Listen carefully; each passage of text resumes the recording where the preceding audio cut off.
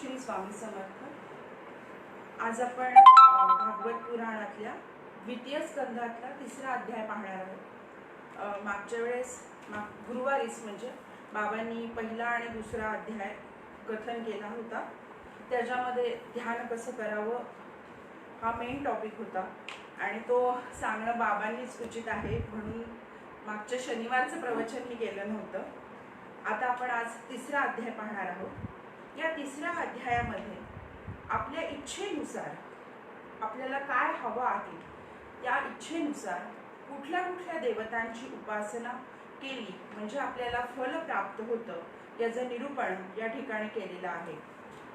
शुकमुनी आणि परीक्षित राजा यांचा संवाद चाललेला आहे आणि शुकमुनी असं म्हणत आहे की परीक्षिता, तू मला विचारलं होतंस की मृत्यूच्या वेळेस बुद्धिमान मनुष्याने काय केलं पाहिजे, तर त्याचं उत्तर मी तुला दिलं आहे. ते आपण पहिल्या आणि दुसऱ्या अध्यायात पाहिलेलं आहे. आता कुठल्या व्यक्तीची काय इच्छा आहे आणि त्यानुसार त्यांनी कुठल्या देवतांची पूजा अर्चा केली पाहिजे हे शुकमुनी श्री परीक्षित राजाला सांगता आहेत. शुकमुनी म्हणतायत, ज्या व्यक्तीला ब्रह्मतेजाची इच्छा आहे त्या व्यक्तीने ब्रह्मदेवाची उपासना केली पाहिजे. ज्यांना इंद्रियांची विशेष अशी शक्ती प्राप्त करून घ्यायची आहे त्यांनी इंद्राची भक्ती केली पाहिजे. आणि संतान प्राप्तीची ज्यांना इच्छा आहे त्यांनी प्रजापतीची उपासना केली पाहिजे. ज्यांना लक्ष्मी पाहिजे त्यांनी दुर्गा देवीची, ज्यांना तेजाची इच्छा आहे अशा लोकांनी अग्नीची, आणि ज्यांना धन पाहिजे त्यांनी वसूची उपासना केली पाहिजे. प्रभावशाली पुरुषाला जर वीरता प्राप्त करून घ्यायची असेल तर त्याने रुद्राची उपासना केली पाहिजे. ज्याला पुष्कळ अन्नधान्याची इच्छा आहे त्यांनी अदिती देवीची उपासना केली पाहिजे. आणि ज्यांना स्वर्ग कामना असणाऱ्याने म्हणजे ज्यांना स्वर्गात जायची इच्छा आहे त्यांनी अदिती पुत्रांची उपासना केली पाहिजे. ज्याला राज्याची अभिलाषा आहे त्यांनी विश्वेश देवाची उपासना केली पाहिजे. आणि आपल्या प्रजेला अनुकूल ठेवण्याची इच्छा असणाऱ्याने साध्य देवांची आराधना केली पाहिजे. ज्याला दीर्घायुष्याची इच्छा आहे त्यांनी अश्विन कुमारांची भक्ती केली पाहिजे. आणि ज्यांना पुष्टीची इच्छा आहे त्यांनी पृथ्वीची, आणि ज्यांना प्रतिष्ठा प्राप्त करून घ्यायची आहे त्यांनी पृथ्वी आणि आकाश यांची उपासना केली पाहिजे. सौंदर्याची ज्यांना इच्छा आहे अशांनी गंधर्वाची उपासना केली पाहिजे. आणि पत्नीच्या प्राप्तीसाठी उर्वशी अप्सरेची उपासना केली पाहिजे. सर्वांचा स्वामी होण्यासाठी ब्रह्मदेवाची आराधना केली पाहिजे. ज्याला यश प्राप्ती करून घ्यायची आहे त्यांनी यज्ञपुरुषाची उपासना करावी. आणि ज्यांना अपार संपत्तीची इच्छा आहे त्यांनी वरुणाची उपासना करावी. विद्याप्राप्तीची ज्यांची इच्छा आहे त्यांनी भगवान शंकराची उपासना करावी. आणि पती पत्नींमध्ये परस्पर प्रेम कायम राहावं अशी ज्यांची इच्छा आहे त्यांनी माता पार्वतीची उपासना करावी. धर्माचरणात प्रगती होण्यासाठी भगवान विष्णूंची उपासना करावी. वंश परंपरेचे रक्षण करण्यासाठी पितरांची उपासना करावी. आणि पिडांपासून रक्षण करण्यासाठी यक्षांची उपासना करावी. निरनिराळ्या उपभोगांसाठी चंद्राला आणि निष्कामता प्राप्त होण्यासाठी परमपुरुष नारायण यांचं भजन कीर्तन केलं पाहिजे. आणि अशा कुठल्या कुठल्या देवतांची उपासना केल्यावर काय काय फलप्राप्ती होतीये, म्हणजे तुम्हाला विद्या प्राप्ती करायची असेल तर भगवान शंकराची उपासना करा, यश प्राप्ती करायची असेल तर यज्ञ पुरुषाची उपासना करा असं सांगितल्यावर शुकमुनी असं सांगतायत की जो बुद्धिमान पुरुष आहे, जो कामना रहित आहे, अशाने मात्र सदैव पुरुषोत्तम अशा भगवंताची आराधना केली पाहिजे. जेवढे उपासक आहेत त्यांनी भगवंताच्या प्रेमी भक्तांची संगत धरून भगवंताचे अविचल प्रेम प्राप्त करावे, यातच सर्वश्रेष्ठ असं हित आहे. शुकमुनी असं सांगतायत की भगवंताची उपासना करा, भगवंताची भक्ती करा हे तर आहेच, पण भगवंताचे जे प्रिय भक्त आहेत त्यांची जर तुम्ही त्यांची संगत धरली आणि त्यांच्याबरोबर जर कीर्तन संकीर्तन केलं तर तुम्हाला जास्त आनंद मिळण्यासारखा आहे. अशा पुरुषांच्या संगतीत भगवंताच्या ज्या लीला कथांचे कथन होते त्यामुळे दुर्लभ अशा ज्ञानाची प्राप्ती होते. त्या ज्ञानामुळे संसार सागरात त्रिगुणमय एकसारख्या उठणाऱ्या तरंगाच्या बसणाऱ्या थपडा शांत होतात. म्हणजे सोप्या शब्दात सांगायचं झालं तर आपले श्री स्वामी महाराज म्हणजे दत्तांचाच अवतार आहे. दत्तांची, स्वामी महाराजांची आपण भक्ती केलीच पाहिजे, पण या स्वामी लीलांचं, स्वामींच्या चरित्राचं स्वामींच्या अनेक गोष्टी आपल्याला बाबा जेव्हा सांगतात तर त्यावेळेस आपल्याला ते ऐकणं, त्यांच्या मुखातून त्या कथांचं आपण जेव्हा श्रवण करत असतो त्यावेळेस जो आपल्याला आनंद मिळत असतो तो दुर्लभ असतो. म्हणून शुकमुनी असं सांगतायत, या भगवंताची म्हणजेच या स्वामींची, दत्तगुरूंची उपासना तुम्ही कराच, पण त्याच्याबरोबर त्यांच्या कथांचं वर्णन करून जे तुम्हाला सांगत असतात अशा भक्तांच्या संगतीत सदैव तुम्ही राहा. कारण त्यांच्या कथा सांगितल्यामुळे आपली भक्ती जास्तीत जास्त वाढत जाते आणि त्यामुळे भगवंताबरोबर या भक्तांच्याही संगतीत राहून तुम्ही भगवंताचं प्रेम जास्तीत जास्त लवकर प्राप्त करून घेऊ शकता. राजा परीक्षिताने हे ऐकून व्यासपुत्र व कवी असणाऱ्या शुकाचार्यांना आणखी काही प्रश्न विचारलेले आहेत. खरं तर राजा परीक्षित म्हणजेच उत्तरेचा मुलगा आणि हा परीक्षित स्वतः खूप भगवंत भक्त होता. लहानपणी खेळताना सुद्धा श्रीकृष्ण लीलेतच त्याला गोडी होती. आणि शुकमुनींबद्दल काय सांगावं, शुकमुनी स्वतः व्यासपुत्र होते. जन्मापासूनच भगवंता भक्तीमध्ये ते रममाण झाले होते. संतांच्या समागमातच भगवंताच्या मंगलमय गुणांच्या दिव्य कथा त्यांनी ऐकल्या होत्या आणि त्या कथा ऐकत ऐकतच हे शुकमुनी मोठे झाले होते. त्यामुळे ते आता हे सांगतायत म्हटल्यावर खूपच दुग्ध शर्करा योग तिथे उत्पन्न झालेला आहे.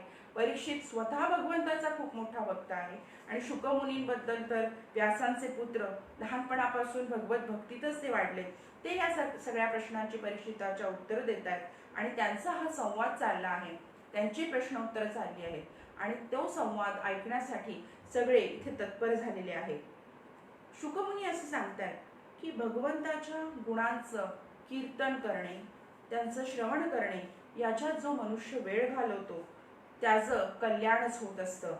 बाकीची लोक आयुष्य हे वाया घालवत असतात असं इथे शुकमुनी परीक्षित राजाला सांगतात.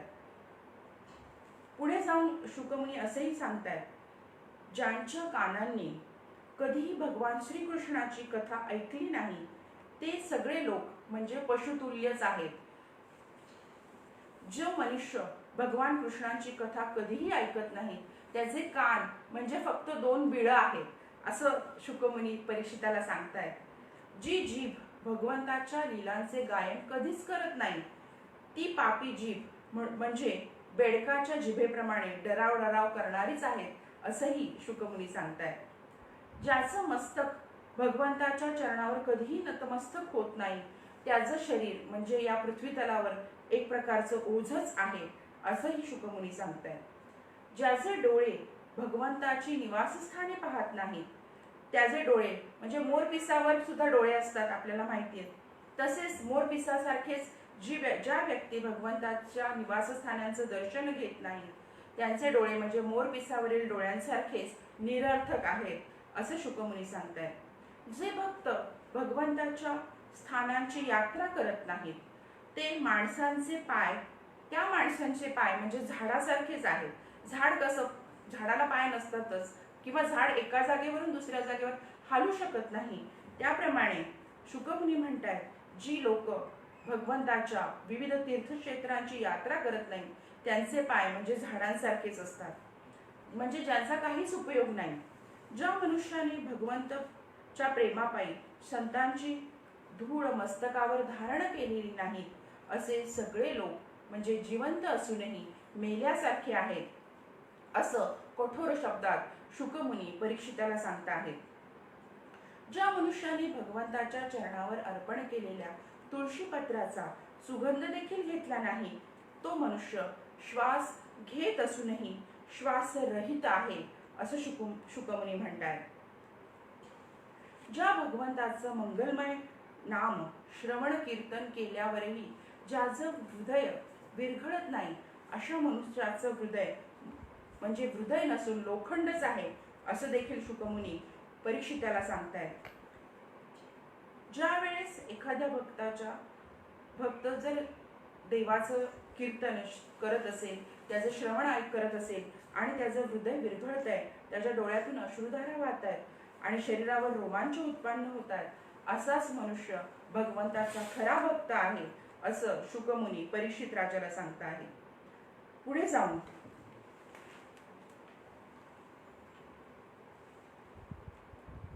सुत महोदय, आपण आमच्या मनाला आवडेल असे बोलता, म्हणून भगवंताचे परमभक्त आत्मविद्येत प्रवीण अशा शुकदेवांनी परीक्षिताचे सुंदर प्रश्न विचारल्यावर जे काही सांगितले ते आम्हाला ऐकवा असं सगळेजण सांगता आहेत. इथेच हा तिसरा अध्याय इति श्री मद्भागवते महापुराणे पारमहंस्यायां संहितायां द्वितीय स्कंदे तृतीय अध्याय हा तिसरा अध्याय इथे संपलेला आहे. या अध्यायात शुकमुनी वेळोवेळी असं सांगता आहे की भगवंताची भक्ती करा, भगवंताच्या भक्तीत तुम्ही रममाण व्हा, म्हणजेच तुमच्या जीवाचं कल्याण होणार आहे.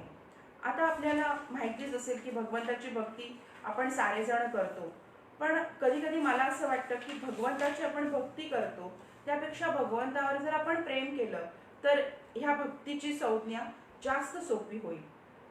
भगवंत कोणासाठी काय असतो हे ज्याच्या त्याच्या मनावर अवलंबून असतं. आपण महाराष्ट्रामध्ये श्रीकृष्णालाच म्हणजे श्रीकृष्ण पुढे हरिविजयचा शेवटच असा होता की श्रीकृष्ण दंडकारण्यातून पंढरपूर क्षेत्री विसावलेला आहे. म्हणजेच पंढरपुरात हा श्रीकृष्ण थांबला असल्यामुळे आपल्या महाराष्ट्रात श्रीकृष्ण म्हणजेच विठोबा आहे. राजस्थान गुजरातमध्ये श्रीकृष्णाला आपण श्रीनाथजी म्हणून ओळखतो. ओडिशामध्ये जगन्नाथ म्हणून श्रीकृष्णाला ओळखलं जातं. म्हणजे जगन्नाथाला आपण माहितीये जगन्नाथपुरीची यात्रा असते दरवर्षी, हे आपल्या सगळ्यांना माहितीये. तिथे श्रीकृष्ण हा जगन्नाथ नावाने ओळखला जातो. आसाममध्ये नामघर आहेत आणि तिथे आसाममध्ये प्रत्येक ठिकाणी एखाद्या मूर्तीची पूजा करण्याऐवजी नामस्मरणाला जास्त महत्त्व दिलेलं आहे आणि ठिकठिकाणी आसाममध्ये नामघरं आहेत. तिथे जाऊन भगवंताचं नामस्मरण करणं, त्याचं कीर्तन करणं, त्याची गाणी गाणं ही प्रथा तिथे आहे. म्हणजे प्रत्येक ठिकाणी भगवंताची रूपं वेगळी आहेत, पण भगवंत हा एकच आहे. मग भगवंतावर भक्ती करायची म्हणजेच त्याच्यावर प्रेम करायचं म्हणजेच काय, तर जसं राधेने केलं तसं आपण भगवंतावर प्रेम करायला शिकलं पाहिजे. राधेचं प्रेम हे भगवंतावर खूप सुंदर असं होतं. असं म्हणतात की राधेचं आणि श्रीकृष्णाचं लग्न झालं नाही, याची काय कारणं असावी. श्रीकृष्णाचं तर एवढं प्रेम होतं राधेवर, राधेचंही श्रीकृष्णावर एवढं प्रेम होतं, तर मग हे पुढे त्यांचं लग्न का नाही झालं. तर मला या प्रश्नाचं उत्तर असं वाटतं की कदाचित श्रीकृष्णाला असं जगाला दाखवून द्यायचं होतं की प्रेम म्हणजे प्रत्येक वेळेस मिळवणंच नाहीये, तर खरं प्रेम म्हणजे त्याग आहे आणि हे त्याग साऱ्या जगाला सांगण्यासाठी श्रीकृष्ण आणि राधा यांचं कदाचित लग्न झालं नव्हतं. खरं तर श्रीकृष्ण आणि राधा वेगळे नव्हतेच. श्रीकृष्णाच्या अंतर्मनातच राधा वसलेली होती, त्यामुळे लग्नाचा प्रश्नच येत नाही. श्रीकृष्ण म्हणजेच राधा होती, राधा म्हणजेच श्रीकृष्ण होता. श्रीकृष्ण हा जर परमात्मा होता तर राधा ही जीवात्मा होती आणि या परमात्म्याच्या अंतःकरणात हा राधेचा जीवात्मा हा वसलेलाच होता. त्यामुळे ते हे वेगळे हे असे नव्हतेच. आणि म्हणून मला असं वाटतं की राधा आणि श्रीकृष्णाचंच असं प्रेम होतं, तसं आपण भगवंतावर प्रेम करायला शिकलं पाहिजे. प्रत्येक वेळी भगवंताकडे जाऊन काहीतरी मागावं, त्याला आपली दुःख सांगावी, हे तर आपण करतोच. आणि ठीक आहे, आपण आपला मानवी जीव आहे, आपल्यावर अनेक अडचणी संकट येतात आणि अशा वेळेस साहजिकच आपलं श्रद्धास्थान असलेल्या देवतांकडे आपण धाव घेतो, त्यांच्याकडे आपली दुःख व्यक्त करतो आणि त्यातनं मार्ग काढण्यासाठी त्यांना विनवणी करतो. हे साहजिकच आपल्याकडून होतं, त्याच्यात चूक असं काही नाही. पण हळूहळू आपण या गोष्टी सोप्या करायला शिकलं पाहिजे. आपली दुःख जी आहेत ती आपल्याला आपल्या कर्मामुळे मिळत आहेत आणि या कर्माची फळं म्हणून आपण आज दुःख भोगत आहोत. त्यासाठी भगवंताला कधीही आपण दोष दिला नाही पाहिजे. भगवंत स्वतःहून आपल्याला कधीच दुःख देत नसतो. आपल्याला आपली कर्म दिसत नसतात आणि त्या कर्मांची आपण फळं भोगतोय हे आपल्याला कळत नसतं. म्हणून आपण म्हणत असतो की हे माझ्या नशिबात लिहिलंय. नशीब म्हणजे जी केलेली मागच्या जन्माची किंवा या जन्मी सुद्धा कळत नकळत झालेली आपली कर्म आहेत, त्यामुळे आपल्याला जी फळं भोगावी लागतात ती कदाचित काही वेळेस आपल्या लक्षात येत नाही, किंवा जर पूर्वजन्म असेल त्यातली काही आपली चुकीची कर्म आपल्या हातून घडली असतील तर ती आपल्याला आठवत नसतात, माहिती नसतात. म्हणून आपण या सगळ्या गोष्टींना प्रारब्ध, नशीब असं नाव देतो आणि म्हणतो की माझ्या नशिबातच हे आहे म्हणून मला हे भोगावं लागतंय, माझ्या प्रारब्धातच हे आहे म्हणून मी हे भोगतोय, असं आपण नेहमी म्हणत असतो. पण ते प्रारब्ध, नशीब म्हणजे दुसरं तिसरं काही नसून आपणच केलेली कर्म आहेत आणि त्या कर्मांची आपणच आता फळं भोगत आहोत. जर आपणच खड्डा खणून ठेवला आहे आधी, तर आपण त्यात आज ना उद्या जाऊन पडणारच आहोत. त्याला भगवंत काही म्हणत नाही की मी तुला ढकलतोय खड्ड्यात. भगवंत असं कधीच करत नाही. भगवंत प्रत्येक भक्ताचं, सगळी माणसं ही त्याची लेकरच आहोत. तो आपल्या लेकरांविषयी कधी वाईट चिंतेल का? किंवा काही काही वेळेस काही प्रथा अशा असतात की लोक म्हणतात नाही नाही हे आमच्या देवीला चालत नाही, आमच्या देवाला हे चालत नाही. अरे जर आपण त्याची लेकरं आहोत, बाळं आहोत, तर त्या देवाला हे चालत नाही, ते चालत नाही, अशा प्रथा पाडण्यामागे काहीच अर्थ नसतो. काही जण म्हणतात आमच्या देवाला काळं चालत नाही, काळे कपडे घातलेले चालत नाही. ठीक आहे, आज जमाना बदलतो आहे, पूर्वीच्या लोकांनी हे पाळलंही असेल, पण आत्ताच्या मुलांवर आपण अशी की नाही तू हे घालूच नको, आपल्याकडे हे चालत नाही असं म्हणून चालणार नाही. आपण भगवंताची लेकरं आहोत. मन तुमचं स्वच्छ ठेवा, तर तुम्ही काही केलं, चांगल्या गोष्टीच करा, तर भगवंत तुमच्या पाठीशी नेहमीच उभा असतो. तर आपण जी कर्म करत असतो त्याचीच फळं आपल्याला पुढे भोगायला लागत असतात. आणि म्हणून आपण नेहमी म्हणतो की नाही मी एवढं चांगलं वागतो पण देव माझ्या बाबतीत असं का करतो? तर असं मुळीच नसतं. देव आपल्याशी नेहमी चांगलंच वागत असतो. आता साधं उदाहरण घ्यायचं झालं तर एखादा मनुष्य आहे आणि त्याला पैशाची खूप गरज आहे आणि अशा मनुष्याला पैसे पाहिजेत म्हणून तो एका मोठ्या बँकेत गेला. पण त्या बँकेत जर त्याचं खातंच नसेल, त्यांनी तिथे कधी पैसेच जमा केले नसतील, स्वतःचं खातं सुद्धा त्या बँकेत उघडलं नसेल आणि तो त्या बँकेच्या मॅनेजरला जाऊन सांगतो की काही करून मला पैसे द्या, मला आज पैशाची गरज आहे, तर तो मॅनेजर काय म्हणेल जास्तीत जास्त, अरे बाबा तू माझ्या बँकेत खातं उघडलेलं नाही, तू कधी पैसे जमा केले नाहीत, तू कुठल्या जोरावर मला पैशाची मागणी करतो आहेस?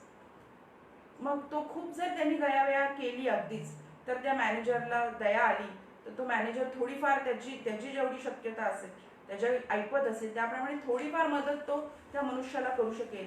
पण त्याला जी नड आहे ती तो नक्कीच भागवू शकणार नाही. तसंच भगवंताच्या बाबतीत आहे. आपण जर भगवंताचं कधीच नामस्मरण केलं नाही, कधीच नामाची शिदोरी, नामाचं डिपॉझिट आपण या भगवंताच्या बँकेत भरलं नाही आणि एखाद दिवशी कधीतरी जाऊन भगवंताला म्हणायचं मला या संकटातून वाचव, तर भगवंत म्हणाला अरे तू कधीच माझ्या इथे खातंच उघडलेलं नाहीयेस आणि आज अचानक मला असं म्हणतोयस की मला मदत कर. तर जास्तीत जास्त भगवंत त्याचं संकट थोडंफार कमी करू शकेल. पण जर तुम्हाला पूर्ण संकटातून मुक्तता हवी असेल तर नामस्मरणाची डिपॉझिट तुम्हाला सदैव, मुळात खातं उघडलं पाहिजे. म्हणजेच तुम्ही कुठल्या तरी देवाची सदैव आराधना केली पाहिजे, भक्ती केली पाहिजे. देवाची आराधना भक्ती करण्यासाठी तुम्हाला खूप काही वेळ काढायचा आहे, देवासमोर बसायचं आहे, खूप माळा जपायच्या आहेत, ग्रंथ वाचायचे आहेत, असं मुळीच नाहीये. मनामध्ये तुमच्या सदैव तो भगवंत वास करत असला पाहिजे. सदैव त्या भगवंताची आठवण तुम्हाला असली पाहिजे. प्रत्येक कामात, प्रत्येक गोष्टीत तुम्हाला भगवंत आठवला पाहिजे. मी हे काम करतोय, हे चांगलं आहे, वाईट आहे, हे माझा भगवंत बघतो आहे, याची जाणीव तुमच्या मनामध्ये सदैव पाहिजे. म्हणजे आपोआपच आपलं आचरण हे चांगलं होणार आहे आणि यातूनच तुम्ही चांगलं काम करताय आणि सदैव भगवंताची आठवण ठेवताय, यातच भगवंताला सगळं मिळालेलं आहे. कारण एक छोटीशी गोष्ट आहे, ती कदाचित तुम्हाला माहिती असेल सगळ्यांना, पण मी आता इथे या ओघात आली आहे म्हणून सांगते की एकदा भगवंत म्हणजे नारायण जे असतात, नारद मुनी, ते भगवंताला, श्रीकृष्णाला असं विचारतात, हे श्रीकृष्ण, मी सदैव माझ्या मुखामध्ये तुझं नाव घेत असतो, नारायण नारायण नारायण असं म्हणत असतो, पण तुला मात्र मी असं बघतोय, तो ज्या पृथ्वी तलावर जो शेतकरी आहे ना, जो शेतात काम करतो, तोच तुला जास्त प्रिय आहे, मी मात्र तुला काही प्रिय नाही असं मला वाटतंय. त्याचंच तू माझ्यासमोर गुणगान गातोस आणि मला म्हणतो की हा शेतकरी जो आहे तो माझा श्रेष्ठ भक्त आहे असं तू मला सांगतो आहेस. खरं तर मी तुझा श्रेष्ठ भक्त पाहिजे. मी सदैव तुझं नामस्मरण करत असतो, वीणा घेऊन सदैव त्याच्यावर तुझ्याच नामजपाची धून मी वाजवत असतो तर मीच तुझा श्रेष्ठ भक्त आहे, तो शेतकरी नाही. तर श्रीकृष्ण हसतो आणि म्हणतो ठीक आहे, तुला असं वाटतं ना की तूच माझा श्रेष्ठ भक्त आहेस, तर माझं एक छोटंसं काम कर. तर नारद मुनी म्हणतात ठीक आहे भगवंत, तू मला काम सांगतोयस, मी लगेच करायला तयार आहे. म्हणून भगवंत म्हणजे श्रीकृष्ण नारद मुनींना सांगतायत की ही तेलाची वाटी घे. ती तेलाची वाटी पूर्ण शिगोशिग भरलेली असते आणि तू पलीकडे जा, पलीकडे जाऊन ती तेलाची वाटी हातात धर आणि ते तेल न सांडता माझ्यापर्यंत घेऊन ये. एक थोडंच अंतर आहे, एक 5-6 पावलांचं अंतर आहे. ते चालत चालत ती तेलाची वाटी घेऊन शिगोशीग भरलेली घेऊन तू माझ्याकडे ये आणि ते तेल न सांडता जर तू माझ्याकडे आणलंस तर मी तुला माझा श्रेष्ठ भक्त मानेन. नारद मुनींना वाटतं हे काय सोपं आहे, मी सहज करू शकेल. म्हणून आपली गळ्यातली वीणा खाली ठेवतात, हातात ती तेलानी भरलेली अशी वाटी ते घेतायत आणि श्रीकृष्ण समोर उभा आणि त्याच्याकडे जाण्यासाठी ते निघालेले आहेत.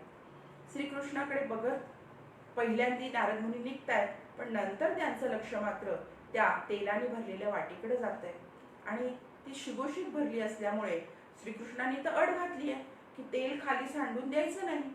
म्हणून पूर्णपणे नारद मुनी त्या तेलाच्या वाटीकडे लक्ष देत आहेत, जेणेकरून आपण चालत असताना थोडा देखील धक्का न लागता यातलं तेल खाली सांडू नये. म्हणून त्या पूर्ण लक्ष नारद मुनींचं त्या तेलाची जी वाटी आहे तिथे असतं आणि त्यातलं तेल सांडू नये याची ते कटाक्षाने काळजी घेत असतात. एक 5-6 पावलं चालल्यावर लगेचच समोर श्रीकृष्ण आहे आणि नारद मुनी एकही तेलाचा थेंब खाली न सांडता ती तेलाची वाटी श्रीकृष्णाकडे देत आहेत आणि म्हणतात बघ, मी हे काम करून दाखवलं तुझं आणि मीच तुझा श्रेष्ठ भक्त आहे. श्रीकृष्ण म्हणतात ठीक आहे, तू तेलाची वाटी खाली ठेव आणि मला असं सांग की इथून तू तेलाची वाटी घेऊन येत होतास, 5-6 पावलांचंच अंतर होतं आणि ती तेलाची वाटी घेऊन येत असताना तू किती वेळा नारायण नारायण असं म्हटलंस? त्यावर नारद मुनी म्हणतात एकदाही नाही. ते म्हणतात का बरं? तू तर म्हणतोस मी सदैव तुमचं नारायण नारायण नाव घेत असतो आणि मग तेलाची वाटी घेतल्यावर असं का केलंस? तो म्हटला, नारद मुनी म्हणतात की तुम्हीच सांगितलं तेल खाली सांडून द्यायचं नाही, मग म्हणून माझं सगळं लक्ष तेलाकडे गेलं आणि त्यामुळे मी तेल सांडू नये म्हणून तिकडे लक्ष केंद्रित केलं आणि त्यामुळे तुमचं नामस्मरण घ्यायला मात्र थोडा वेळ मी विसरलो. यावर श्रीकृष्ण हसतात आणि म्हणतात तो जो खाली पृथ्वीवर तुला माझा भक्त शेतकरी जो दिसतोय तो अनेक कामं दिवसभरात करत असतो, पण ती अनेक कामं करताना सुद्धा तो सदैव माझं नामस्मरण करत असतो, सदैव त्याच्या मनामध्ये माझं नाम असतं आणि त्यामुळे तो कितीही कामं करत असला, कुठलीही शेताची कामं करत असला तरी तो मला कधीच विसरत नाही. आणि तू मात्र एक 5 पावलं तेल घेऊन यायला सांगितलंस तर त्या वेळासाठी मला पूर्णपणे विसरून गेलास आणि सगळं लक्ष तुझ्या तेलाकडे गेलं. मात्र तो शेतकरी दिवसभरात एक क्षणही त्याचा असा नसतो की तो मला विसरत नाही. एवढ्या कामाच्या राम रगाड्यात, एवढ्या त्याच्या प्रपंचात अनेक त्याला सुखदुःख आहेत, अशा सुखदुःखात सुद्धा तो मला कधीच विसरत नाही. म्हणून तो शेतकरी माझा श्रेष्ठ भक्त आहे, तू नव्हे. हे ऐकल्यावर नारद मुनींना पटतं की खरंच आपण तेवढ्या काळासाठी खरंच आपल्या परमपूज्य अशा श्रीकृष्णाला विसरलो आणि त्या तेलाकडे लक्ष केंद्रित केलं. मात्र तो शेतकरी हा प्रपंचात राहणारा असूनही त्यांनी भगवंताचं नामस्मरण मात्र सोडलं नाही, त्यामुळे तोच खरा श्रेष्ठ आहे. म्हणून भगवंत नेहमी सांगतात की तुम्ही सदैव साधं माझं नामस्मरण घ्या, माझी फक्त आठवण ठेवा, मी तुमच्या बरोबर नेहमी सदैव असेल. कुठल्याही सुखदुःखात भगवंताला कधी दोष देऊ नका. भगवंत तुम्हाला त्यातनं बाहेर काढायचाच प्रयत्न करत असतो, पण तुम्हाला असं वाटत असं नाही भगवंत काहीच करत नाही, असं मुळीच नसतं. भगवंताचं सदैव तुमच्यावर लक्ष असतं, तुमच्या पाठीशी हा भगवंत सदैव उभा असतो, तो कधीच तुम्हाला सोडत नसतो जर तुम्ही त्याच्यावर खूप अन्यन्य भावाने प्रेम करत असाल तरच हा भगवंत तुमच्या पाठीशी नेहमी उभा असतो. म्हणून भगवंतावर नेहमी प्रेम करायला शिका. हेच प्रेम शबरीचं होतं. शबरीचंही रामावर खूप प्रेम होतं, म्हणून या शबरीने जी बोरं होती ती माझ्या रामाला आंबट लागू नये म्हणून प्रत्येक बोर तिने खाऊन बघितलेला आहे आणि आपली उष्टी बोरं आहेत हे पण तिच्या लक्षात आले नाही, ती देवाला कशी अर्पण करावी हा भाव तिच्या मनात आलाच नाही. तिच्या मनात एवढंच होतं की माझ्या रामाला गोड बोरच मी दिली पाहिजेत, आणि त्या भावनेतूनच तिने ती बोरं दिली आहेत रामाला, आणि रामाने सुद्धा ती आनंदाने खाल्ली आहे. भगवंताला तुमचं प्रेम हवंय, बाकी काहीही नकोय. तुम्ही किती रुपयांचा हार आणला, तुम्ही किती चांगली मिठाई भगवंतासाठी आणली आहे, याने तुमचा भगवंत प्रसन्न होणार नाहीये. तर तुम्ही कसं वागता आहे, तुमचं आचरण कसं आहे, त्याच्यावरच भगवंत तुम्हाला फळ देणार आहे. म्हणजे साधं आपण असं म्हणतो की मी खूप तीर्थयात्रा केल्या, मी देवाचं खूप करतो, पण माझ्या मनाला मात्र काही समाधान मिळत नाही. अनेक ग्रंथ मी वाचले, अनेक चरित्र वाचली, पण माझ्या मनाला काही कुठूनही समाधानच मिळत नाही. किंवा असं पण आपण असं होऊ शकतं की आपण विमानातनं फिरतो, मोठ्या मोठ्या गाड्यांमध्ये फिरतो, सगळं आलिशान आहे आपल्याकडे, तरी पण माझं मन मात्र समाधानी नाही. असं बऱ्याच जणांचं होत असतं. त्याचं कारण काय असेल बरं, याचा आपण कधी विचार करतो का? की साधं उदाहरण आहे की मला खूप भूक लागली आहे आणि माझ्यासमोर पूर्ण जेवणाने भरलेलं ताट आहे, खूप सुंदर ताट आहे, मला आवडणाऱ्या सगळ्या भाज्या आहेत, खूप छान छान गोड पदार्थ आहेत, आणि असं ताट माझ्यासमोर आहे. तर हे ताट बघून माझं पोट भरणार आहे का? नाही. या ताटातलं अन्न जेव्हा माझ्या पोटात जाईल आणि माझ्या पोटातला अग्नी जेव्हा शांत होईल, तेव्हाच मला समाधान मिळणार आहे. त्याचप्रमाणे म्हणजे नुसतं ताट समोर आहे, खूप छान छान वास येतोय आणि म्हणून माझं पोट कधीच भरणार नाही. ते अन्न ज्या वेळेस माझ्या पोटात जाणार आहे, मी हाताने घास उचलून ज्या वेळेस खाणार आहे आणि तो पोटात गेल्यावर जी मला तृप्तता मिळणार आहे, जे समाधान मिळणार आहे, ते ताट नुसतं बघून मला मिळणार नाही. त्याप्रमाणे हे जे ग्रंथ आहेत, ही चरित्र आहे, ही तीर्थक्षेत्र आहेत, इथे सगळीकडे तुम्ही गेलात, पण तिथून काय घ्यायचं, या ग्रंथांमधून काय आपण घेतलं पाहिजे, आणि त्यातले जे विचार सांगितले आहेत ते जर तुम्ही आचरणातच आणले नाहीत, तर तुम्हाला समाधान कसं मिळणार आहे? हे ग्रंथांमध्ये जे अनेक लोकांनी, श्रीकृष्णाने गीता सांगितली, त्यात त्यांनी अनेक चांगल्या गोष्टी सांगितलेल्या आहेत. स्वामींनी त्यांच्या चरित्रामध्ये प्रत्येक वेळेस सांगितलेले आहे की तुम्ही शेत पिकवून खा. हे शेत पिकवून खा, हे जे विचार आहेत, हे तुम्ही वाचताय, ऐकताय, दररोज पारायण करताय, दररोज आम्ही रामायण वाचतो, दररोज आम्ही गुरुचरित्र वाचतो, दररोज आम्ही स्वामी चरित्र महिमा वाचतो, दररोज आम्ही स्वामींची पोथी वाचतो, पण कुठेतरी मनात रुखरुख असते आमच्या. असं का होतं? कारण तुम्हाला समाधान मिळत नाही. कारण त्यातली एक तरी ओवी, एक तरी विचार तुम्ही स्वतःच्या आचरणात आणायला शिका. ज्यावेळेस तो आचरणात आणाल, त्याच वेळेस तुम्हाला समाधान मिळणार आहे. हे सगळे विचार, या सगळ्या चांगल्या गोष्टी, तीर्थक्षेत्रांवर जाणं, हे सगळं म्हणजे तुमच्या समोर भरलेलं, सुगंधित सुंदर सुंदर गोष्टींनी भरलेलं असं ताट आहे. त्या ताटातल्या अन्नाचं जोपर्यंत तुम्ही सेवन करत नाही, जेव्हा सेवन कराल तोपर्यंत तुम्हाला तृप्तता मिळणार नाही. सेवन केल्यावरच तृप्तता मिळणार आहे. त्याप्रमाणेच या चरित्रांमधल्या विचारांचं जोपर्यंत तुम्ही आचरणच करणार नाही, तोपर्यंत तुम्हाला कधीच समाधान मिळणार नाही. लगेच ह्या सगळ्या गोष्टी होणार नाही. हळूहळू या गोष्टींकडे आपल्याला जायला लागणार आहे. एकदा श्रीकृष्णाकडे सगळे पांडव आलेले आहेत आणि ते म्हणाले आहेत की श्रीकृष्णा, आता कुरुक्षेत्रावरचं युद्ध तर संपलं आहे आणि आता आम्ही असं ठरवलंय की आम्ही सगळ्यांनी तीर्थक्षेत्रावर जायचं. तर श्रीकृष्ण म्हणतो, तो थोडासा संभ्रमात पडतो आणि म्हणतो, ठीक आहे, तुमची इच्छा आहे तर तीर्थक्षेत्रात जा, पण माझं एक काम करा. तर श्रीकृष्ण अर्जुनाला एक कडुलिंबाची अशी एक काठी देतो आणि म्हणतो की या कडुलिंबाची काठी घेऊन जा आणि ज्याच्या तीर्थक्षेत्री तू जाशील, तिथे जिथे ज्या पवित्र संगमावर तुम्ही स्नान कराल, त्या पवित्र संगमावर तुम्ही ही काठी बुडवून आणा. या काठीला, ही जी कडुलिंबाची काठी आहे, तिलाही स्नान घाला आणि मला तुम्ही आलात की मलाही द्या काठी परत.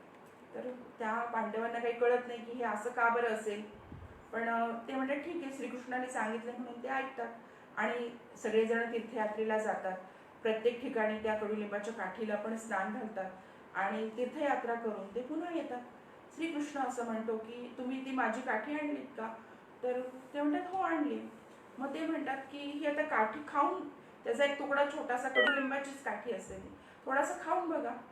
ते म्हणतात, ते खातात आणि म्हणतात बापरे, ही ती कडूच राहिली आहे, हिच्यात काहीच फरक पडला नाही. तर श्रीकृष्ण तेव्हा पांडवांना असं सांगतात की ला जाऊन अनेक संगमामध्ये तुम्ही या काठीला स्नान घातलं तरी हिचा कडूपणा काही गेला का? नाही. तर असंच तुमचं झालेलं आहे असे श्रीकृष्ण पांडवांना सांगतात. तुम्ही सगळीकडे जाऊन आलात, पण तुमच्या मनातला अहंपणा जर तसाच असेल तर या तीर्थक्षेत्रांच्या दर्शनाचा काहीच परिणाम किंवा उपयोग तुम्हाला होणार नाही. म्हणून मला असं वाटतं की आपण ज्या देवाची भक्ती करतो ती पूर्णपणे त्याच्यावर विश्वास आणि श्रद्धा ठेवून करा. तोच देव तुमचं तीर्थक्षेत्र आहे आणि तिथेच त्या देवापाशी तुम्ही नतमस्तक व्हा. तो सदैव कधीही तुम्हाला सोडणार नाही, सदैव तुमच्या पाठीशी उभा राहील आणि तुम्हाला सदैव मदत करत राहील. म्हणून या भगवंतावर भरभरून प्रेम करा आणि त्यांनी जर तुम्ही त्याच्यावर प्रेम केलं तर तो एक पाऊल तुम्ही पुढे गेलात तो 10 पावलं येऊन तुम्हाला भगवंत पुढे येऊन मिठी मारायला बसला आहे. म्हणून या भगवंतावर सदैव प्रेम करा. आता आपण या द्वितीय स्कंधातला 5वा अध्याय बघतो आहोत. त्यामध्ये आपल्याला भगवंताच्या विराट स्वरूपाचं वर्णन शुकमुनी सांगता आहे. ब्रह्मदेव असं म्हणतात,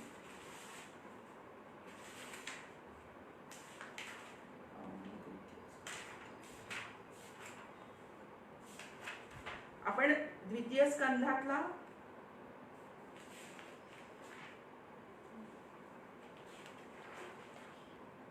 3रा अध्याय आपण पाहिला होता.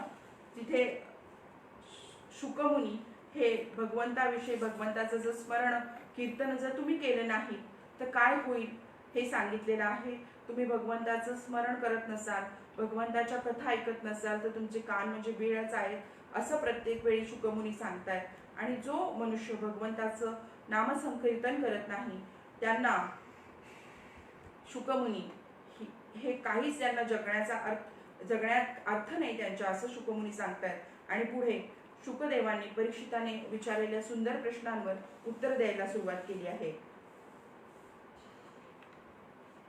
परीक्षित राजाने प्रश्न असा विचारला आहे की मी तुमच्या आपणाकडून हे जाणून घेऊ इच्छितो की या भगवंताने आपल्या मायेने सृष्टीची उत्पत्ती कशी केली आहे.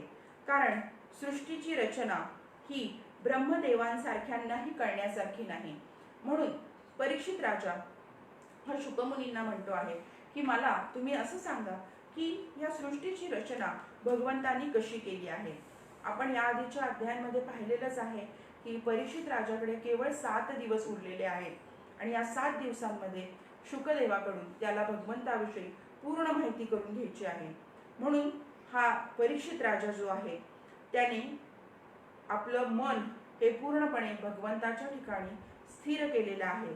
आपलं शरीर, आपली पत्नी, पुत्र, राजमहल, पशु पक्षी या सगळ्यांविषयी त्याच्या मनात जे प्रेम होतं ती ममता त्यांनी क्षणात सोडून दिलेली आहे. कारण त्याला माहिती आपला मृत्यू समय फक्त 7 दिवसांवर येऊन ठेपलेला आहे. म्हणून परीक्षित राजांनी या सगळ्यांना क्षणात सोडून दिलेला आहे. आणि या परीक्षिताने आपल्या मृत्यूची निश्चित वेळ कोणती आहे हेही त्यांनी आधीच त्याला जाणून घेतलेला आहे. कारण परीक्षित हा खरंच मोठा भगवंताचा भक्त असल्यामुळे त्याला आपली मृत्यूची निश्चित वेळ कुठली आहे हेही माहिती होतं. म्हणून या परीक्षिताने धर्म, अर्थ आणि कामाशी संबंधित असणारी सगळी कर्म सोडून दिली आहेत आणि आपलं सगळं मन हे भगवान श्रीकृष्णाकडे वळवलेलं आहे. श्रीकृष्णामध्ये आत्मभावाने मिसळून जाऊन त्या श्रीकृष्णाचा महिमा ऐकण्यासाठी तो शुकदेवांना प्रश्न विचारतो आहे. आणि पहिलाच प्रश्न शुकदेवांना परीक्षितांनी विचारला आहे की या सृष्टीची निर्मिती, उत्पत्ती कशी झाली. कारण ब्रह्मदेवांनाही हे कळण्यासारखं नाही असं परीक्षित म्हणतो आहे. पुढे जाऊन तो असं म्हणतो आहे, भगवंत या विश्वाचे रक्षण आणि पुन्हा संवाद कसा बरं करतात. कारण भगवंतच ही सृष्टी हे विश्व निर्माण करतात, भगवंतच त्याचं संरक्षण करतात आणि पुन्हा भगवंतच याचा संहार करतात. हे कसं करतात याचा हाही प्रश्न परीक्षित विचारतो आहे. ते स्वतःच बनवतात आणि स्वतःच मिटवून टाकतात, हे कशा पद्धतीने करतात. पुढे परीक्षित असं विचारता आहेत, एकटे भगवंत पुष्कळशी कर्मे करण्यासाठी पुरुष रूपाने प्रकृतीच्या विभिन्न गुणांना एकाच वेळी धारण करतात. प्रकृतीचे विभिन्न गुण आपल्याला माहिती आहेत, सत्व, रज, तमो गुण. हे सगळे गुण हे भगवंत स्वतः एकटेच धारण करतात आणि अनेक अवतार घेऊन मग परीक्षित म्हणत आहेत की भगवंत हे अनेक अवतार घेऊन ही कार्य करतात का क्रमशः एक एक अवतार घेऊन ही कार्य करत असतात, तेही हे शुकमुनी मला सांगा. शुकमुनींना परीक्षित असं म्हणतायत की तुम्ही वेद आणि ब्रह्मतत्व दोन्हीचंही मर्म जाणत आहात, म्हणून मला आता खूप जिज्ञासा मनामध्ये उत्पन्न झाली आहे आणि मला माझ्या या सगळ्या प्रश्नांची उत्तरं हे शुकमुनी तुम्ही द्या. जेव्हा परीक्षिताने भगवंतांच्या गुणांचं वर्णन करण्याविषयी प्रार्थना केली तेव्हा या शुकमुनींनी वारंवार श्रीकृष्णाचं स्मरण करायला सुरुवात केलेली आहे आणि शुकमुनी त्याला परीक्षिताला सुद्धा या श्रीकृष्णाचं स्मरण करायला सांगता आहेत.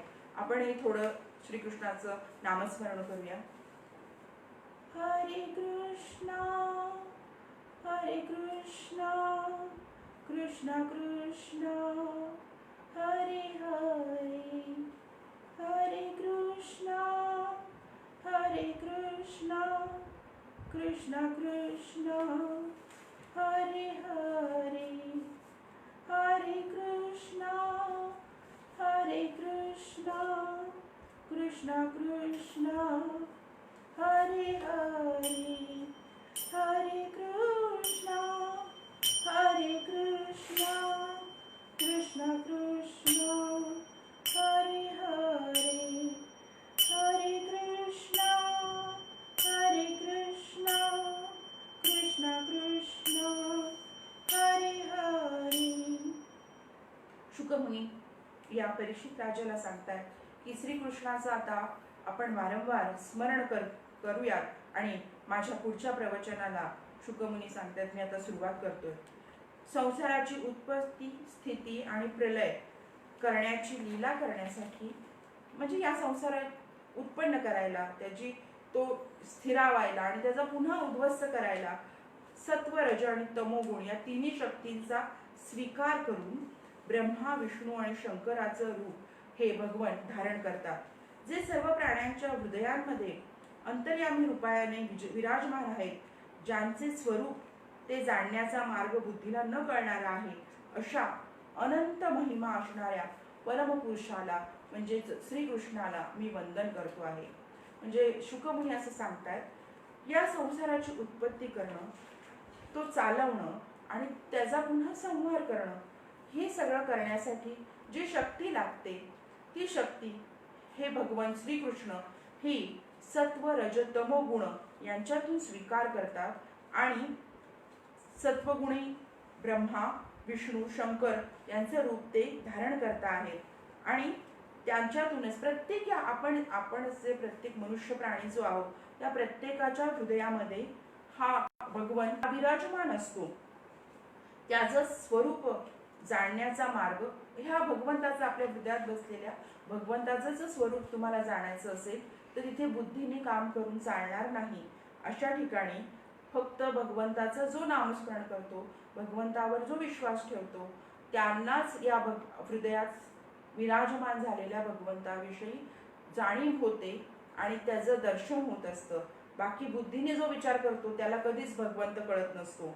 अशा या अनंत महिमा असणाऱ्या परमपुरुषाला म्हणजे श्रीकृष्णाला मी वंदन करतोय असं शुकाचार्य म्हणतात.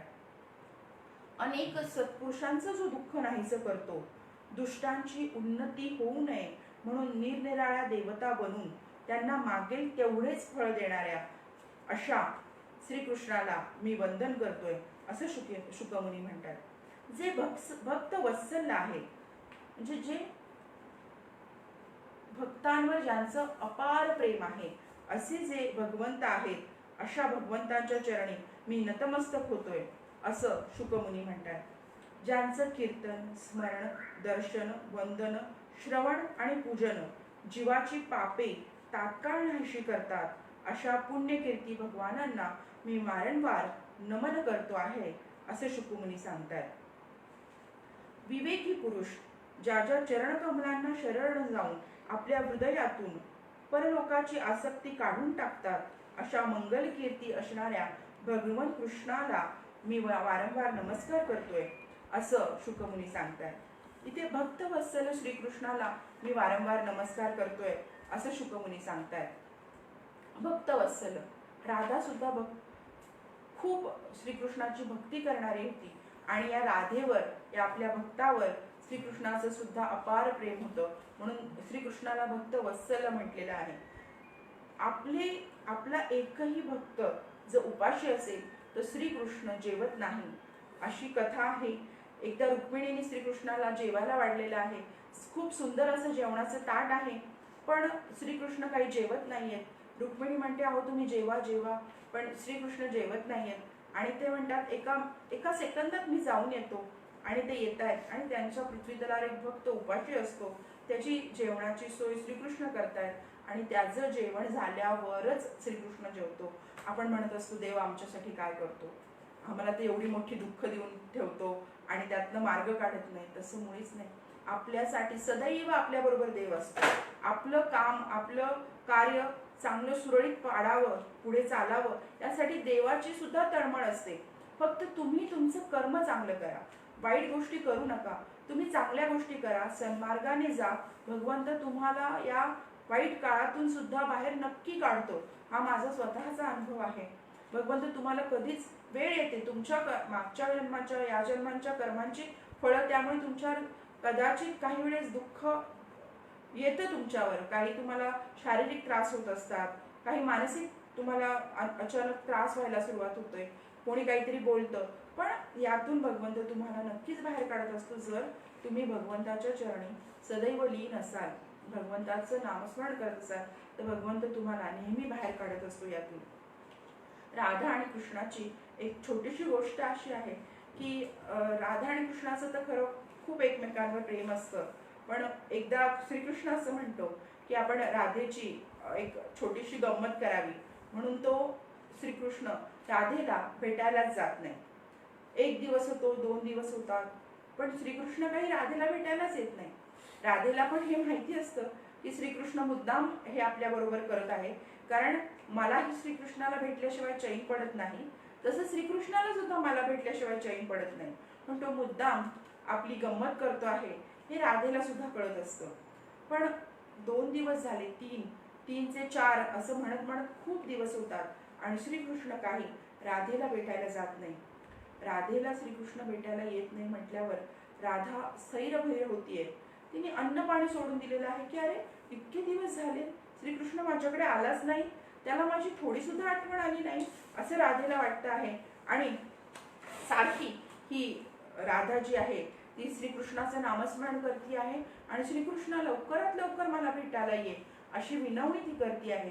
पण श्रीकृष्ण मुद्दामच गंमत म्हणून तिच्याकडे काही जातच नाहीये. इकडे राधेने अन्न पाणी सोडलेलं आहे, ती हळूहळू कृश व्हायला लागली आहे, पण तरी सुद्धा श्रीकृष्णाला काही तिची दया येत नाही आणि श्रीकृष्ण तिच्याकडे जातच नाहीये. शेवटी असं होतंय की राधेने सगळं तिच्या मैत्रिणींशी बोलणं, कोणाला आपल्या घरामध्ये येऊन देणं, हे सगळं सोडून दिलंय आणि फक्त श्रीकृष्णाचा ध्यास तिने घेतला आहे की कधी एकदा श्रीकृष्ण येतोय आणि मला भेटतोय, अशी तिची अवस्था झालेली आहे. इकडे 1-2 थोड्याच दिवसात तिला असं वाटते की आता 1-2 दिवसात नक्कीच श्रीकृष्ण मला येऊन भेटणार आहे, कारण श्रीकृष्णाला माझ्याशिवाय नक्कीच करमत नसेल, तो मला येऊन नक्कीच भेटेल असं तिला वाटतंय.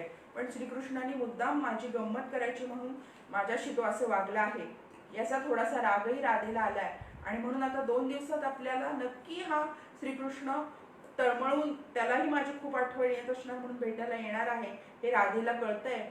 आणि म्हणून ती तिच्या आपल्या मैत्रिणींना सांगतेय की आता बघा श्रीकृष्ण लवकरच येईल, पण तुम्ही मात्र त्याला अजिबात माझ्या घरामध्ये येऊन देऊ नका.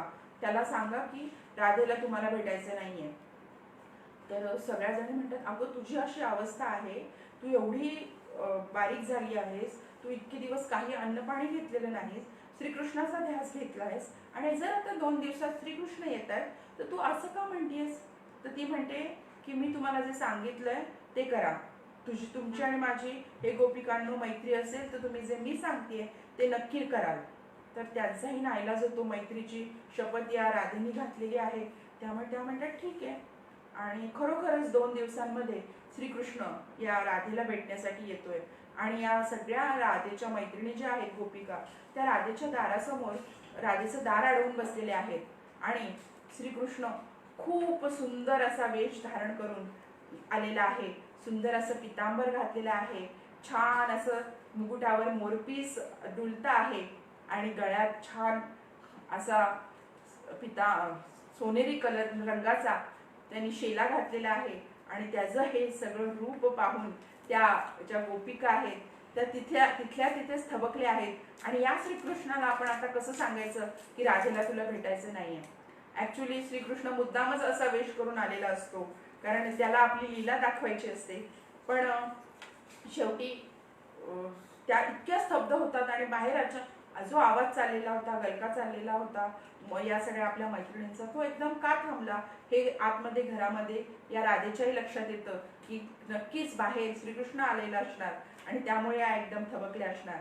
म्हणून या राधा आतून म्हणतीये की हे गोपिकांनो, तुम्हाला मी जे सांगितली आहे शपथ ती तुम्ही लक्षात ठेवा आणि माझं वचन पाळा.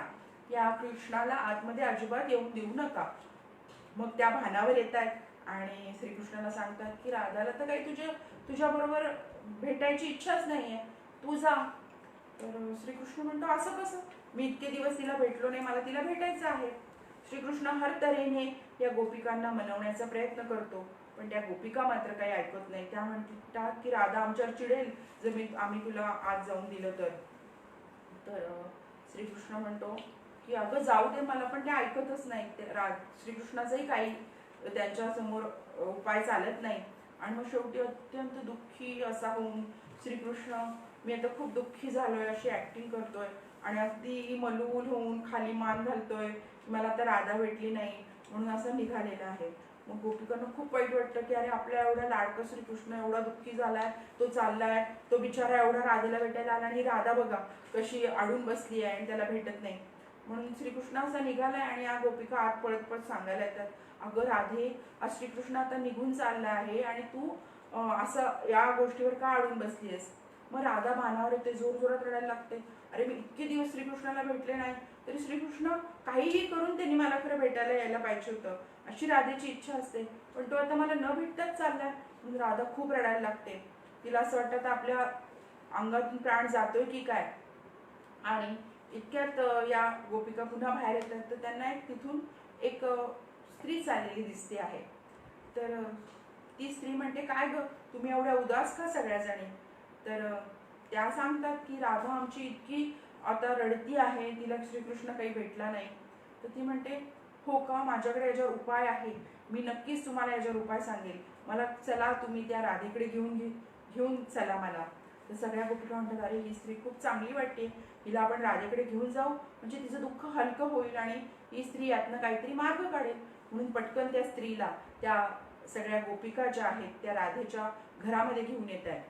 मग ती स्त्री राधेजवळ बसती आहे आणि म्हणते आहे की एवढा तुला श्रीकृष्णाचा विरह झाला होता, तरी मग तू त्याला असं का बरं पाठवलंस.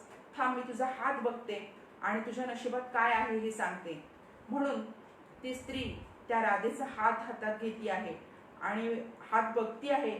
इतक्यात राधा एकदम भानावर येते आहे आणि तिच्या लक्षात येते, ज्या स्पर्शासाठी, ज्या श्रीकृष्णासाठी आपण इतके दिवस थांबलो आहे, तोच हा स्पर्श आहे, तोच हा गंध आहे.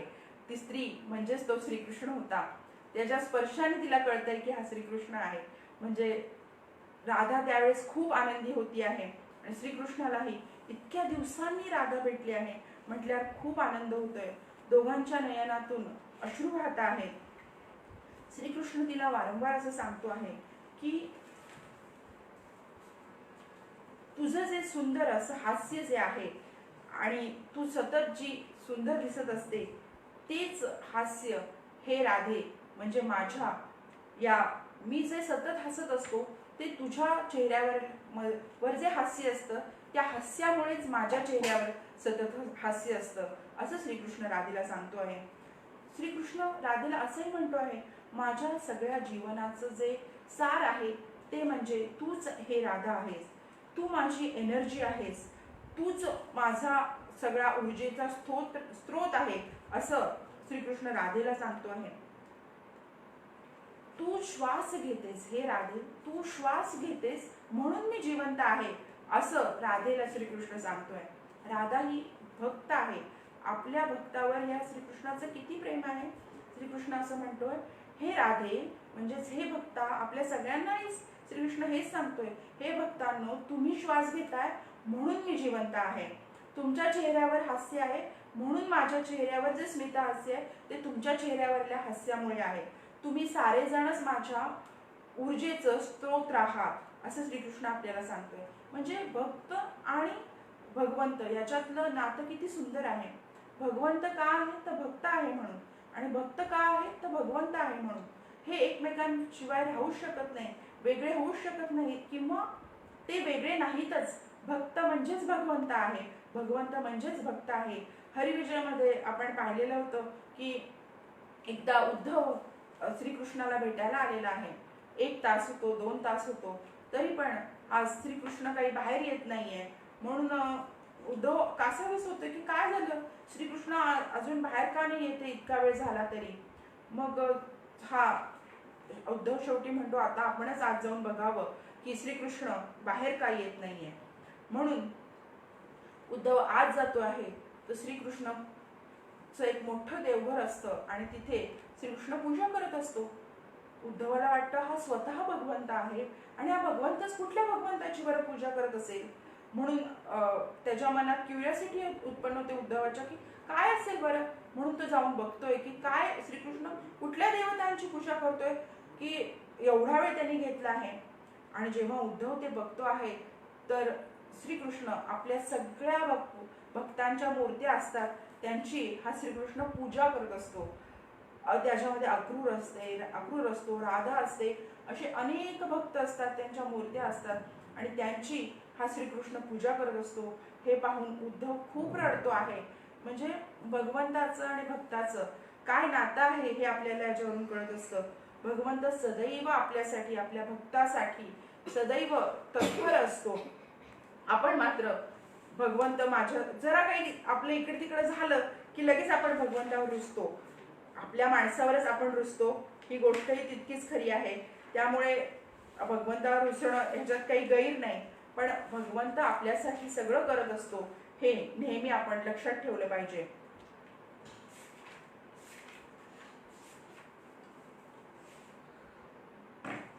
पुढे या आपण आपल्या अध्यायाकडे येऊया. श्रीकृष्णा विषयी हे शुकमुनी सांगत आहेत की हा जो भगवंत आहे, शुकमुनी म्हणतात की या भगवंतानी ज्याचं कीर्तन स्मरण दर्शन वंदन श्रवण केल्याने सगळ्या पापांचा नाश होतो, अशा पुण्यकीर्ती भगवानाला आपण वारंवार नमस्कार केला पाहिजे. मोठे मोठे तपस्वी, दानशूर, यशस्वी, सदाचारी, मंत्रवेत्ते जोपर्यंत आपली मोक्षप्राप्तीची साधने स्वतःच त्याच्या चरणी समर्पित करत नाही तोपर्यंत त्याचं कल्याण होत नाही. अशा कल्याणकारी कीर्ती असणाऱ्या भगवान श्रीकृष्णांना वारंवार नमस्कार असो.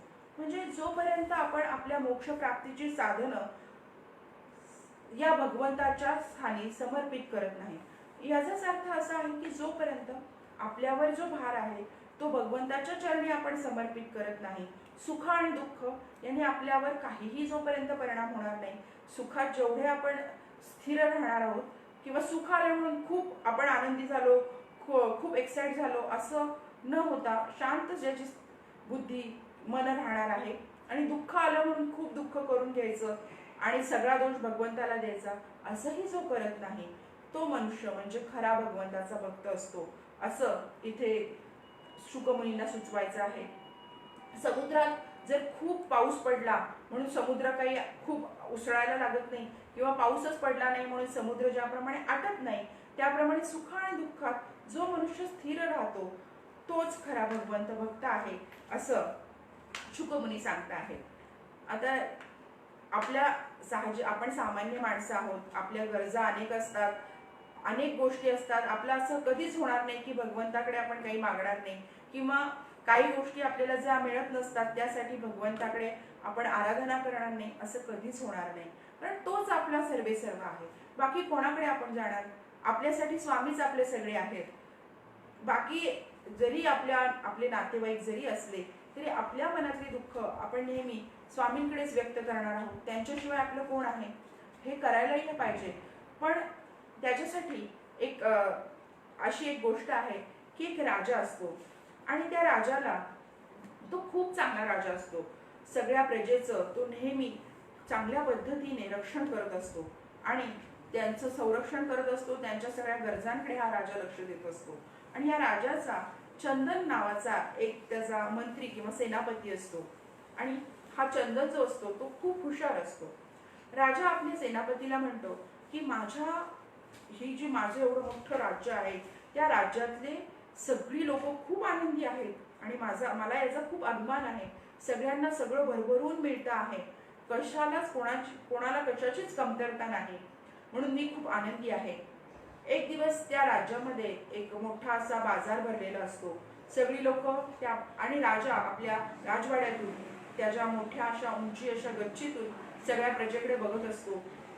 सगळी लोक आनंदाने या बाजारामध्ये सामील झालेली असतात, आपल्याला हव्या त्या वस्तू घेत असतात आणि आनंदाने खूप सगळं त्यांचं चाललेलं असतं. राजाला पण हे बघून खूप आनंद होतो आणि तो म्हणतो, हे जरी सगळं मला दिसत असलं तरी मला असं वाटतं की आपल्या राज्यातल्या वेगवेगळ्या स्तरांमधली जी लोक आहेत त्या सगळ्यांना थोड्या लोकांना तू उद्या बोलव आणि मला त्यांना काही प्रश्न विचारायचे ते विचारू दे. तर चंदन जो त्याचा सेनापती असतो तो म्हणतो, ठीक आहे राजा, मी उद्या सगळ्या लोकांना बोलावतो. म्हणून दुसऱ्या दिवशी चंदन या सगळ्या स्तरातली जी लोक असतात त्यातल्या दोन तीन लोकांना घेऊन राजासमोर उभं करतो. राजमहालात सगळीकडे सभा छान भरलेली असते आणि राजा विचारतोय त्या लोकांना की तुम्हाला सगळं व्यवस्थित मिळतंय ना, सगळं चांगलं चाललं आहे ना. तर सगळी लोक पटापट उत्तर देतात, हो राजा, तुझ्या कृपेने आमचं सगळं चाललंय, आमची घरं धनधान्यांनी भरलेली आहेत, आमचं इकडे दुभतं पण खूप आहे, शेतीसाठी लागणाऱ्या सगळ्या गोष्टी तू खूप उत्तम रीतीने पुरवलेल्या आहेस, शेती खूप चांगली होती आहे, काही जणांचे व्यवसाय आहेत, व्यापार आहे, तोही खूप चांगला चाललेला आहे, आमच्याकडे खूप संपत्ती आहे, मुबलकता आहे. एवढंच नव्हे तर आपल्या इथले सगळे जलाशय, पाण्याची जी ठिकाणे ती सगळी पुरेपूर भरलेली आहेत, आपली धरणं छान भरलेली आहेत, आम्हाला कशाचीच काहीच कमतरता नाही आणि तुझ्यासारखा राजा आम्हाला मिळालेला आहे, त्यामुळे आम्ही खूप आनंदी आहोत, असं सगळेजण राजाला भरभरून सांगतात. आम्ही खूप आनंदी आहोत, आम्हाला आता कशाचीच इच्छा नाही, तू आमचं सगळं चांगलं केलं आहेस. हे ऐकलं राजाला अजूनच खूप बरंही वाटतं आणि आनंदही होतो आणि अभिमानही वाटतो की आपण खूप चांगल्या रीतीने आपला राज्यकारभार पाहतो आहे, याचं राजाला खूप कौतुक वाटतं. आणि तो म्हणतो, ठीक आहे, आता तुम्ही जा. आणि ते गेल्यावर राजाच्या मनात हा आनंद असतो आणि हा जो चंदन सेनापती जो असतो तो राजाने म्हणतो की माझी अशी इच्छा आहे हे राजा की उद्या आपण या लोकांना परत आपल्या इथे बोलावूया.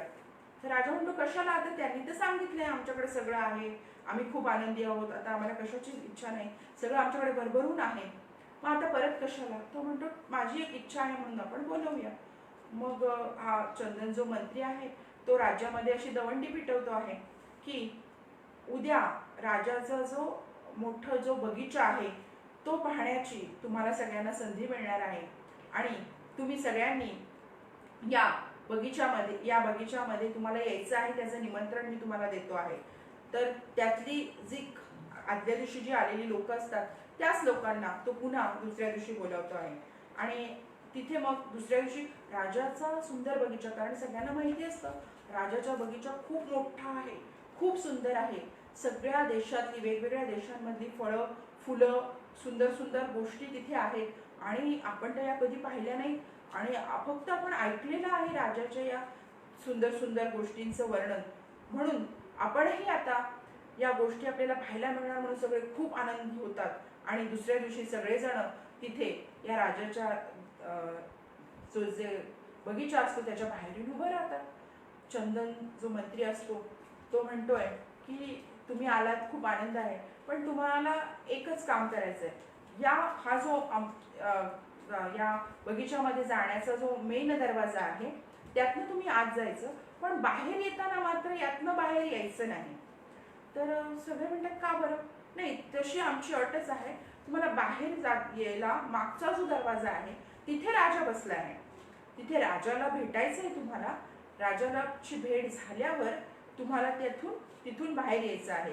जाताना तुम्ही मेन दरवाज्यातनं जा, पण येताना मात्र मागचा दरवाजा जिथे राजा बसलाय तिथून तुम्हाला बाहेर यायचं आहे. सगळे म्हणतात ठीक आहे, त्याच्यात काय एवढं. मग दार उघडलं जातं. जी काही काल आलेली लोक जी सांगत होती राजाला भरभरून की आम्ही खूप आनंदी आहोत, खूप सुखी आहोत, त्या सगळ्यांना आत घेतलं जात आहे. आणि तिथलं ते सौंदर्य पाहून ते चकितच होत आहेत. इतकी सुंदर सुंदर फळं झाडांना लागलेली असतात. छान छान मोठे मोठे आंबे लागलेत, रसरशीत डाळिंब आहेत, खूप मस्त सफरचंद आहेत. हे सगळं पाहून त्यांना आनंद होतो. सगळेजण. आणि त्यांना एक असंही सांगितलेलं असतं की येताना तुम्ही एक मोठी पिशवी घेऊन यायचं आहे. एकच आणायची आहे मात्र. मग सगळेजण जी पिशवी आणलेली असतात त्यात पटापट पटापट ती फळं तोडून घेत आहेत, जेणेकरून आपली सगळी पिशवी भरली जाईल. वेगवेगळ्या प्रकारची फळं असतात, त्यामुळे ते सगळं घेत असतात. आणि घेऊन चालत चालत पुढे तो बगीचा खूप मोठा असतो, त्यामुळे पुढे पुढे ते येत आहेत. पुढे आल्यावर त्यांनी ती सुंदर छान फळं बघितलेली असतात आणि त्यामुळे आधीच ते खूप आनंदून गेलेले असतात. पुढे येतात, बघतायत तर काय, दुसरी जी झाडं असतात त्याच्यावर सोन्याची सफरचंद असतात, चांदीची द्राक्ष असतात. आणि हे सगळं सोन्या चांदीचं ते बघतायत. जी फुलं असतात ती वेगवेगळ्या रत्नांनी मोत्यांनी भरलेली असतात. आणि ती हे जे सोन्याची सफरचंद, चांदीची द्राक्ष, सगळे सुंदर सुंदर मोती आणि रत्नांनी भरलेली फुलं पाहून त्या चक्रावूनच जातात. आणि ते म्हणतात अरे बापरे, आता तर पिशव्या आपल्याला फळांनी भरलेल्या, तेवढ्या छान छान फळांनी घेतलेल्या, आता काय करायचं, पिशवी तर एकच आणायला सांगितली आहे आणि हे तर पाहिजे आपल्याला. म्हणून जी खूप छान फळं त्यांनी त्या आपापल्या पिशवीत भरून घेतलेली असतात ती सगळी ती खाली ओतून देतात. कशीही ओतून देतात आणि पिशव्या आपल्या रिकामे करतात. का तर ती सोन्याची त्यांना द्राक्ष, सोन्याची सफरचंद, चांदीची द्राक्ष, रत्न, मोती, हे सगळं आपलं त्यांना त्या पिशवीमध्ये भरून घ्यायचं असतं. म्हणून ज्यांनी त्या आधी खूप आनंदित झालेले असतात फळांनी बघून, ती जी पटापट हवऱ्यासारखी तरी फळं गोळा केलेली असतात ते टाकून देतात की जी आता दुसऱ्याशी खराबच होणार आहेत, सडणार आहेत. अशा पद्धतीने इकडे तिकडे अस्ताव्यस्त ते टाकून दिलेली असतात. काही फळं चेपतात, त्या फळांवरच पाय देऊन मागची लोक पुढे येतात, कारण ते एवढं सगळं सोनं चांदी बघितल्यावर त्यांचे डोळे एकदम विस्फारून जात आहेत. आणि आता आपल्याला या आपल्या पिशवीत दुसरं कोणी घेण्याआधी आपल्याला हे सगळं भरलं पाहिजे, म्हणून धावत पळत ते पुढे येत आहेत आणि आपापल्या पिशवींमध्ये हे सोनं चांदी रत्न मोती हे सगळं भरून घेतात. आता हे सगळ्या पिशव्या त्यांनी भरून घेतल्यामुळे त्यांच्या पिशव्या खूप जड होतात, कारण फळांपेक्षा हे सोनं चांदीनी पिशव्या जास्त भरल्या आहेत आणि त्या जड झालेल्या आहेत. त्या जड पिशव्या घेऊन पुढे पुढे ते चालत येत आहेत. आता त्यांना बाकीची काही बघायची इच्छाच राहिलेली नसते, कारण एवढं सगळं आपल्याला मिळालंय. म्हणून कधी एकदा मागच्या दरवाजापाशी येतोय असं त्यांना वाटतंय. आणि ते सगळेजण मागच्या दरवाजापाशी येत आहेत तर त्यांना तिथून एक मोठी अशी नदी वाहतीये असं दिसतं. म्हणतात अरे, इथे तर आता आपल्याला दरवाजा पुढे आहे, मधून आपल्या नदी वाहतीये आणि तिकडे त्या दरवाजापाशी राजा बसला आणि आपल्याला सांगितलं की राजाला भेटलं पाहिजे. इथून मागे वळून तर आपल्याला पुन्हा पुढच्या ज्या दरवाजाने आलोय तिथून मागे जाताच येणार नाही. आपल्याला जायचंय तर इथूनच जायचंय. आणि ही एवढी मोठी भली मोठी नदी आहे आणि खळाळतंय पाणी, आणि जर आपल्याला मागच्या दरवाजाला जायचं असेल तर ही नदी ओलांडल्याशिवाय पर्यायच नाहीये. आता काय करायचं. मग सगळे खूप घाबरतात की राजाची तशी आज्ञा होती की मला भेटल्याशिवाय जायचं नाही, आणि ह्या पिशवी सकट जर आपण पाण्यात उतरलो तर आपणच बुडून जाऊ. मग आता काय करावं. तर एक मनुष्य जो असतो तो पटकन ती पिशवी तिकडेच नदीच्या एका किनारी फेकून देतो, स्वतः पाण्यात उतरतो आणि पोहत पोहत मागच्या दरवाजापाशी पोहोचतो आणि भिजलेल्या अंगाने राजाला भेटतो. ह्या एका माणसाने असं केलेलं बघून सगळ्यांना वाटतं नको रे बाबा, हे इथंच टाकावं आणि आपण पोहत राजाला भेटण्यासाठी मागच्या दरवाजापाशी जावं. म्हणून सगळेजण जे जे त्यांनी सोनं नाण्यांनी भरलेली सगळ्या ज्या त्यांच्या पिशव्या असतात तिथंच टाकतायत आणि पोहत पुढे जातात आणि राजाला भेटतायत. राजाने बघतो या सगळ्यांना ओले चिंब झालेले त्यांचे कपडे आणि सगळे तिथे येऊन उभे राहिलेले आहेत. आणि मग राजाचा मंत्री सुद्धा चंदन तिथे आलेला आहे. राजा सगळ्यांना विचारतोय. सगळेजण मात्र ओले झालेत आणि खूप दुःखी झालेत आणि खाली मान करून राजासमोर उभे आहेत. राजा म्हणतोय सगळ्यांना, अरे तुम्ही एवढी दुःखी का दिसताय, काय झालं तुम्हाला. तर ते म्हणतात, अरे राजा बघ ना, आम्ही एवढे सगळं सोनं नाणं घेतलं होतं, पण ते आम्हाला पलीकडे सोडून यावं लागलं रे, कारण इथून ही नदी पार करावी लागणार होती आम्हाला, त्यासाठी पोहत यावं लागणार होतं. त्यामुळे एवढं सोनं नाणं आम्ही पिशव्या पिशव्या भरून घेतलेलं ते तिथंच सोडायला लागलं, आणि काही न घेताच आता आम्हाला इथे तुझ्यापाशी येऊन थांबावं लागलं. मग राजा त्यांना म्हणतो, काल तर तुम्ही मला म्हणालात की आम्ही खूप सुखी आहोत, आमच्याकडे सगळं आहे, आम्हाला कशाची कमतरता नाही आणि कशाची आता इच्छाही नाही, मग आता तुम्ही त्याच्याबद्दल का विचार करताय? हे ऐकल्यावर मात्र सगळेजण पुन्हा खाली माना घालतात की अरे काल खरंच आपण राजाला असं उत्तर दिलं होतं, मग आज आपलं मन असं कसं बदललं? मग तेव्हा चंदन मंत्री राजाला सांगतोय, मनुष्य हा प्राणी हा लोभी आहे. या सगळ्या गोष्टींची मनुष्याला नेहमीच जे आपल्याकडे आहे त्याच्यापेक्षा आणखी मिळावं अशी त्याला नेहमीच हाव असते. सगळेच असे असतात असं नाही, काही लोक त्याला एक्सेप्शनल केसेस पण असतात, पण बऱ्याच लोकांची अशी हाव असते, जरी आपल्याकडे सगळं असलं तरी अजून हवं आहे. पूर्णतः समाधानी माणूस नसतो. म्हणून चंदन मंत्री त्याला असं सांगतो आहे की ह्या सगळ्या लोकांना जरी सगळं होतं त्यांच्याकडे तरी त्याची हाव निर्माण झाली. म्हणून राजाला चंदन मंत्री असं सांगतोय की जो आतून समाधानी जो असतो ना, तोच खरा समाधानी आणि तोच खरा चांगला मनुष्य असतो, ज्याला आतून समाधान मिळत असतं. म्हणून मी मगाशीही सांगितलं होतं की आतून समाधान तुम्हाला केव्हा मिळेल? जेव्हा तुम्ही ज्या पोथ्या वाचता त्यातल्या विचारांचं आचरण करायला जेव्हा तुम्ही सुरुवात कराल तेव्हा तुम्हाला आतून समाधान मिळणार आहे. म्हणजे आता साधं आपण बघतो की आपल्याला आपण स्वामींना येतो, स्वामींचं दर्शन घेतो, स्वामींना जर प्रसाद आणायचा असेल तर आपण अजिबात कंजूशी करत नाही. 400 रुपये 480 रुपये किलो जरी काजू कतली असली तरी आपण ती घेतो आणि स्वामींसाठी खूप छान छान हार आपण आणतो. काही काही लोक तर स्वामींना 4-4 हजाराचे पण हार आणणारे आहेत. नक्की आणावे, स्वामींवर भक्ती नक्की करावी, तुमचं प्रेम तुम्ही स्वामींप्रती असं व्यक्त करता, ह्याच्यात काहीच हरकत नाही. पण जर असं झालं तुम्ही कुठेतरी निघाला आहात आणि एक गरीब भिकारी मुलगा तुम्हाला काहीतरी मागतोय, तर आपण त्या मुलाला 1 रुपया 2 रुपया ह्याच्या वर कधी देतो का? खरेच प्रत्येकाने आपल्या मनाला विचारा, आपण कधी काढून देतो? 1 रुपया पण खूप झाला, 2 रुपये 1-2 रुपये वगैरे 5 रुपये जास्तीत जास्त 5 एवढंच देतो. आपल्या मनात कधी पटकन आपण 100ची नोट कुणी आजपर्यंत एखाद्या भिकाऱ्याला दिली आहे असं सांगावं? ज्यांनी दिली आहे ते खूप म्हणजे त्यांच्या मनाचा मोठेपणा आणि त्यांनी असंच करावं असं मला वाटतं. ही माझी धारणा आहे, हे फक्त माझं मत आहे, मला हे कोणावर लादायचं नाहीये. पण मला असं वाटतं की स्वामींना खरंच काजू कतली, हे मोठे मोठे हार यांची गरज आहे का? स्वामींना जर आपण या मुलांना काही खायला दिलं, जे गरीब आहेत त्यांच्या काही गरजा आपण भागवल्या तर स्वामींना जास्त आनंद होईल. म्हणून तुम्ही हे करू नका असं माझं मत नाही, तुम्ही जरूर करा. पण हे करत असताना जर आपल्याला पैसा आपल्याकडे मुबलक दिला असेल देवानी, तर तो कशासाठी दिला? की त्याचे जे भक्त आहेत, त्याची जी लोक आहेत, त्याची जी मुलं आहेत या भगवंताची, जी गरीब आहेत त्यांना मदत करण्यासाठी तुम्हाला भगवंतांनी मुबलक पैसा दिलाय. याचा उपयोग तुम्ही अशा तऱ्हेने करा असं भगवंताचं कधीच मत नाहीये. तर आणि अशा लोकांना मदत करून तुम्ही एखाद्या ठिकाणी चाललाय, साधी एखादी गोष्ट आपण कुठल्या तरी स्वीट मार्ट मधून काहीतरी छान छान गोष्टी घेतो, समोसे घेतो, ढोकळा घेतो, जिलेबी घेतो, असं आपण भरभरून पिशवी घेऊन चाललेलो आहोत आणि तिथे एखादा गरीब मुलगा आहे, छोटा मुलगा आहे, तो दिसलाय आणि जर तुम्ही जे जे घेतलंय तेच त्या स्वीट मार्ट वरून जाऊन पुन्हा समोसा, जिलेबी, ढोकळा असं एका प्लेटमध्ये भरून घ्या आणि त्या गरीब मुलाला द्या. ते दिल्यावर जो तुम्हाला आनंद मिळणार आहे तो हे सगळा प्रसाद घेऊन स्वामींच्या ठिकाणी तुम्ही अर्पण करणार आहात, ते जे समाधान मिळणार आहे आणि या मुलाला दिल्यावर जे समाधान मिळणार आहे याच्यात काय फरक आहे हे तुम्ही तुमचंच जाणून घ्या, हे मी सांगणार नाही तुम्हाला. मग ह्या गोष्टी आपण आपल्या शिकल्या पाहिजेत, आपण आपल्याला नेहमी सुधारत गेलं पाहिजे.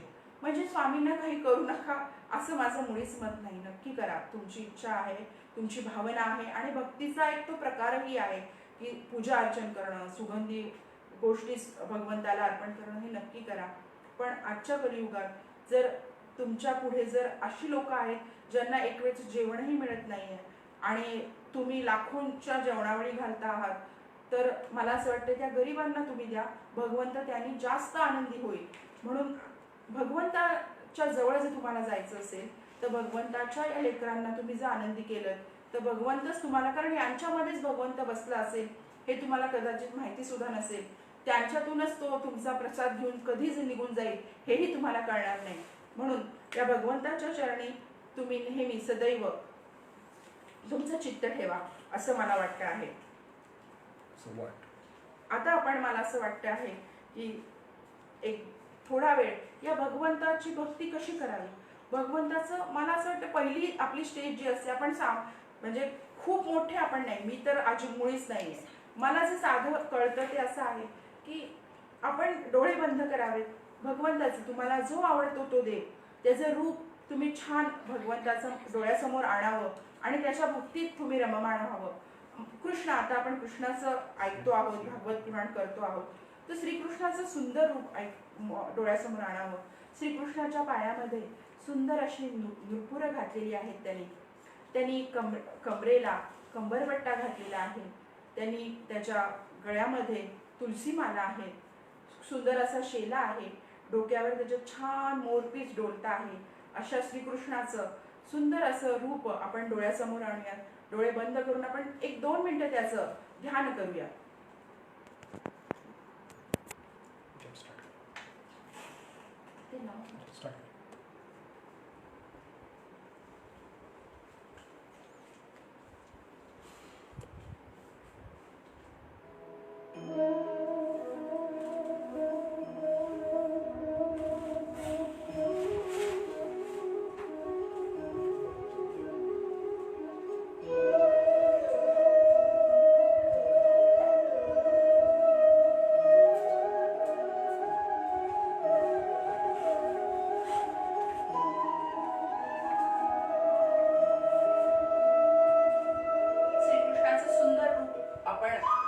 डोळ्यासमोर आणूयात, डोळे बंद करूयात, या सुंदर धून हे आपण ऐकूयात आणि ऐकता ऐकता सुंदर श्रीकृष्णाचं रूप आपण मनामध्ये साठवून घेऊया.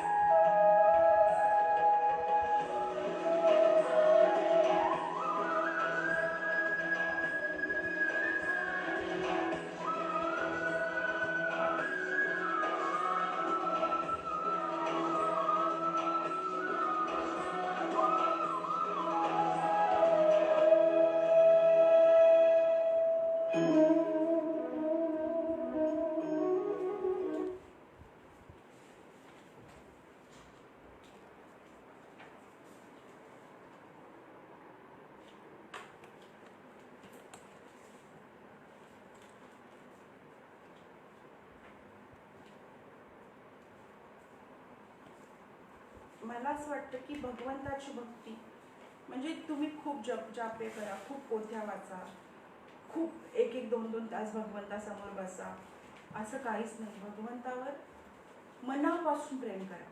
जसं एक आई आपल्या छोट्या बाळावर प्रेम करते ना, तिला त्या बाळापासून काही नको असतं आणि त्या बाळालाही फक्त काही कळत नसतं, पण तरी त्या दोघांचं प्रेम खूप सुंदर आणि अतूट असतं. तसं या भगवंतावर प्रेम आपण केलं ना, तर इतर काही साधनांची खरंच गरज भासणार नाही. त्यांनी आपल्या मनाला, आता तुम्ही अनुभव घेतलाच असेल की आता आपल्या मनात किती शांती निर्माण झाली. असं वाटतं की हा फक्त आणि फक्त हा भगवंतच आहे, बाकी काही मला नको, अशी एक क्षणभर तरी तुमच्या मनात इच्छा निर्माण झाली असेल. हा भगवंतच माझं सर्वस्व आहे आणि याच्याच चरणी याचेच गुणगान गायचे, याचीच सुंदर अशी बासुरीची धून मला ऐकत राहावी आणि तिथेच मला लीन व्हायचं आहे, अशी भावना आपल्या मनामध्ये निर्माण झाल्याशिवाय राहत नाही. इतकी सुंदर अशी भगवंताची बासुरी होती, ही आपण आत्ताही अशी ऐकतो आहे. जेव्हा स्वतः भगवंत त्याच्या मुखातून जेव्हा बासरी वादन करत असेल, तेव्हा खरंच काय अवस्था होत असेल त्या गोपिकांची. आता आपण हे धून ऐकल्यावर आपलीच अवस्था अशी झाली आहे की श्रीकृष्णा, खरंच तुझ्या चरणी आता आम्हाला लीन होऊ दे, आम्हाला बाकी काही नको. आता यातून जी आम्हाला शांती मिळते ती कशातही नाही, म्हणून तुझ्या ठिकाणीच तुझ्या मनामध्ये आम्हाला लीन होऊ दे आणि आम्हाला हा आनंद खूप मोठा आहे आणि तो सदैव मिळू दे, असंच आपल्याला वाटत राहतं. म्हणून प्रत्येक ठिकाणी शुकमुनी परीक्षिताला सांगतात की भगवंताला मनामध्ये विराजमान करा आणि मनापासून भगवंतावर फक्त आणि फक्त प्रेम करा. भगवंत तुमचाच आहे आणि असं जर भगवंतावर तुम्ही प्रेम करत असाल, कारण जर आपण खरं सांगते की भगवंतावर जर प्रेम करत असू, तर तुमच्या मनात ही सदैव भावना असते की भगवंत माझ्या बरोबर आहे, मला सदैव बघतो आहे. त्यामुळे आपोआप आपल्या हातून चांगलं कर्मच घडत राहतं आणि त्यामुळे वेगळं काही करण्याची गरजच लागत नाही. म्हणून भगवंताला मनामध्ये ठेवा, मनापासून त्याच्यावर प्रेम करा, बाकी काहीही करण्याची गरज आपल्याला भासणार नाही. आणि शुकमुनी त्या भगवंताचं प्रत्येक वेळी वर्णन करतायत आणि मी हे परीक्षिता या अशा श्रीकृष्णाला सदैव वारंवार नमस्कार करतो आहे असं म्हणता आहे. ज्यांच्या शरणागत भक्तांना शरण जाऊनच आपण पवित्र होणार आहोत, त्या सर्व शक्तिमान भगवंतांना पुन्हा मी नमस्कार करतोय. तेच भगवान ज्ञानी पुरुषांचे आत्मा, भक्तांचे स्वामी, कर्मकांड करणाऱ्यांसाठी वेदमूर्ती, धार्मिकांसाठी धर्ममूर्ती, तपस्वी लोकांसाठी तपस्वरूप आहे. ब्रह्मदेव आणि शंकर इत्यादी देव सुद्धा शुद्ध हृदयाने त्याच्या स्वरूपाचं चिंतन करतात. शुकमुनी असं सांगतात, ब्रह्मदेव आणि शंकर सुद्धा या श्रीकृष्णाचंच पूर्णतः मनामध्ये या श्रीकृष्णालाच त्यांनी विराजमान केलंय आणि शंकर आणि ब्रह्मदेव सुद्धा या श्रीकृष्णाचंच चिंतन करत आहेत आणि आश्चर्यचकित होऊन राहतात. अशा या श्रीकृष्णाचा माझ्यावर कृपावर्षा व्हावा असे शुकमुनी प्रार्थना करतात. लक्ष्मी देवींचे पती, सर्व यज्ञांचे भोगते आणि फल देणारे, प्रजेचे रक्षक, सर्वांच्या अंतर्मनामध्ये राहणारे, सर्व लोकांचे पालन करते, पृथ्वी देवीचे स्वामी, यादवांचे प्रमुख, भक्त वत्सल आणि संतांचे वर्चस्व असे श्रीकृष्ण माझ्यावर प्रसन्न होवोत असं शुकमुनी परीक्षिताला सांगतायत आणि श्रीकृष्णाला आळवणी करतायत, हे भगवंता तू माझ्यावर प्रसन्न हो. विद्वान पुरुष ज्यांच्या चरणकमलांच्या चिंतन स्वरूप समाधीने शुद्ध झाल्याने बुद्धीच्या द्वारा आत्मतत्वाचा साक्षात्कार करून घेतात आणि आपापल्या आवडीनुसार ज्या ज्या स्वरूपाचे वर्णन करीत असतात, ते भगवान मुकुंद माझ्यावर प्रसन्न होवोत अशी शुकमुनी प्रार्थना करतायत. त्यांनी सृष्टीच्या उत्पत्तीच्या वेळी ब्रह्मदेवाच्या हृदयात आधीच्या कल्पाची स्मृती जागृत करण्यासाठी सरस्वतीला प्रेरित केलं. तेव्हा ही सरस्वती त्यांच्या मुखातून प्रगट झाली आहे. त्या या ज्ञानाचे मूळ कारण असलेले भगवान माझ्यावर कृपा करोत असं शुकमुनी प्रार्थना करतायत भगवंताकडे. भगवंतच पंचमहाभूतापासून या शरीरांना निर्माण करून त्यामध्ये जीवरूपाने शयन करतात. म्हणजे आपलं शरीर आपण मागच्या वेळेस पाहिलं होतं, हे शरीर जे आहे ते पंचमहाभूतांपासून बनलेलं आहे आणि जीवरूपाने म्हणजे आईच्या पोटामध्ये गर्भ नुसता पहिल्या आठवड्यामध्ये नुसता गर्भ निर्माण होत असतो, त्याच्यामध्ये जीव म्हणजे प्राण घालण्याचं काम हे भगवंत करत असतो. आपल्याला वाटतं की नाही झालं हे, असं नसतं. पहिल्यांदा 1 आठवड्यापर्यंत तो गर्भ नुसता एक मांसाचा गोळा असतो. त्याच्यामध्ये प्राण, जेव्हा भगवंत त्याच्यात प्राण घालतो तेव्हा तो जीव म्हणून ओळखला जातो. तोपर्यंत तो मांसाचा गोळा म्हणूनच डॉक्टर त्याला म्हणत असतात. जेव्हा त्याची 1 आठवड्यानंतर जेव्हा भगवंत त्याच्यात प्राण घालतात, जीव घालतात, त्याच्यानंतरच सोनोग्राफीमध्ये तुम्हाला त्याच्या हृदयाचे ठोके ऐकू यायला सुरुवात होते. म्हणजे ही सगळी देवाचीच लीला असते. पंचमहाभूतांपासून शरीर निर्माण करून त्यात जेव्हा तो जीव घालतो, हा जीव जो असतो तो म्हणजेच हा भगवंत असतो. 5 ज्ञानेंद्रिय, 5 कर्मेंद्रिय, 5 प्राण आणि मन व या 16 कलांनी युक्त होऊन 16 विषयांचा उपभोग घेतात ते भगवान माझ्या वाणीला अलंकृत करो. कारण शुकदेव आता इथून पुढे या परीक्षित राजाला त्यांनी विचारलेल्या सगळ्या प्रश्नांची उत्तर देणार आहेत. भगवंताचं सगळं चरित्र शुकमुनी परीक्षित राजाला सांगणार आहेत. आणि भगवंताचं चरित्र सांगणं ही काही साधी सोपी गोष्ट नाही. म्हणून शुकदेव वारंवार भगवंताला प्रार्थना करतात, भगवंताला नमस्कार करतात की तू माझ्यावर कृपा कर, तरच मी हे पुढचं सगळं सांगू शकेन. आणि त्याची विनवणी करतायत. आणि ते असं म्हणतात, मला हे सगळं माझ्या मुखातून सांगायचं आहे, म्हणून या माझ्या वाणीला हे भगवंता तू अलंकृत कर. ज्यांच्या मुखकमलातून मकरंदाप्रमाणे पाझरलेल्या ज्ञानमय अमृताचे जे संत पुरुष सेवन करतात त्या वासुदेव अवतार सर्वज्ञ भगवान व्यासांच्या चरणी माझा नमस्कार असो. शुकमुनींचे वडील व्यास आहेत, त्यांनाही शुकमुनी माझा नमस्कार आहे असं सांगता आहे. आणि शेवटी ते असं म्हणतात, परीक्षिता वेदधर्म स्वयंभू ब्रह्मदेवाने नारदांनी प्रश्न विचारल्यावरून हेच सांगितले होते. म्हणजे नारदांनी प्रश्न विचारल्यावर ब्रह्मदेवांनी सुद्धा हेच सांगितलं होतं. त्याचा स्वतः भगवान नारदांनी त्याला उपदेश केला होता. आणि ते सगळंच आता मी तुला सांगणार आहे असं शुकमुनी परीक्षिताला सांगता आहे.